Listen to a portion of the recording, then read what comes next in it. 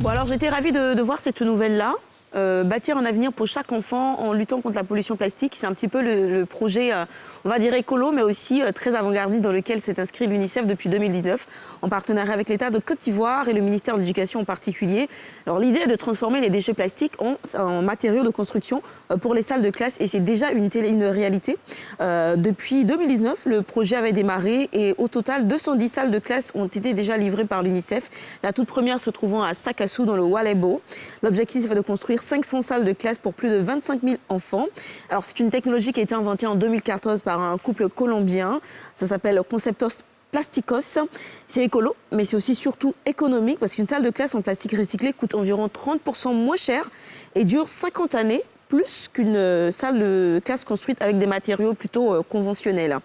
Il faut environ 8 tonnes de déchets plastiques pour construire une salle de classe. Et quand on sait qu'à Abidjan, on a, dans le district d'Abidjan, chaque jour, près de 288 tonnes de déchets plastiques, on réalise que c'est une technologie pour avoir dans la lutte contre la pollution plastique qui reste un défi majeur pour la planète. Alors, vous vous demandez sans doute, est-ce que les enfants qui sont exposés justement à ces déchets plastiques-là n'encourent pas un danger certain et tout? La question a été étudiée. Avant l'importation de ce concept, l'UNICEF a voulu s'assurer de l'innocuité de ce matériau pour toute personne qui serait exposée, en particulier les enfants. Une étude indépendante a été menée attestant de sa non-toxicité. Les matériaux utilisés ne sont pas conducteurs de chaleur, alors ça c'est génial. Il fait donc quelques degrés de moins dans une salle en briques de plastique recyclé que dans une salle de classe construite à partir de matériaux conventionnels. Quand on sait qu'il fait super chaud chez nous, c'est carrément adapté. Les matériaux sont donc traités de façon à retarder les flammes. Donc ne vous dites pas que parce que ça vient des plastiques, ça va prendre feu. Non.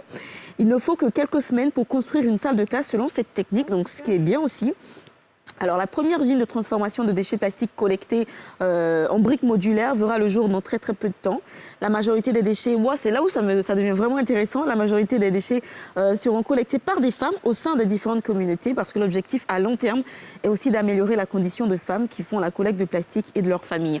Moi, je pense qu'on peut aller même au-delà. On peut même construire des habitations avec ce genre de matériaux. C'est où exactement? Alors, ils ont fait Walebo, j'ai entendu Walebo. Sakassou, oui. à Touba, dans le nord de la Côte d'Ivoire, même ici à Port-Bouët aussi. Il y a eu des écoles là, en fait. Moi, j'ai hâte que l'entreprise puisse naître en Côte d'Ivoire. On pourra construire de vrais bâtiments avec des maisons d'habitation, non, Chèque? Tu te vois en train d'habiter dans une maison en plastique? Oui, c'est du recyclage. Ouais. Ça veut dire que c'est traité d'abord avant d'être mis à disposition. Ce qui m'a intéressé, c'est la quantité de déchets qu'il faut pour une classe. C'est 8 tonnes de déchets? Non, 8 tonnes. Il faut 8 tonnes de déchets. 8 tonnes, Chèque. 8 tonnes. Il faut 8 tonnes de déchets plastiques. Et dans le district d'Abidjan, on en produit 288. OK. En fait, avec ce qu'on produit, on devrait pouvoir construire, je pense, une cinquantaine de lycées et collèges avec internat. Exactement. Et le plastique deviendra un petit peu leur salle. Peut-être une piscine aussi. Ouais. Si ça se trouve. Pour chaque école. Tu te projettes là, c'est bien. Tu sais, quand on fait la visite avec... Il y a énormément... Moi, je vois quelque chose dans ça. C'est quoi? Par exemple, les déchets de Aquedo là. Ça, peut-être, si on fait le recyclage, ça peut être les maisons d'entrée-couchées. Ouais, ça non, mais il n'y a plus de déchets à Aquedo là, c'est fermé là. Ah, c'est fermé? Non, c'est le centre d'enfouissement technique de Kosiouin désormais. Merci Glisse pour cette glissade.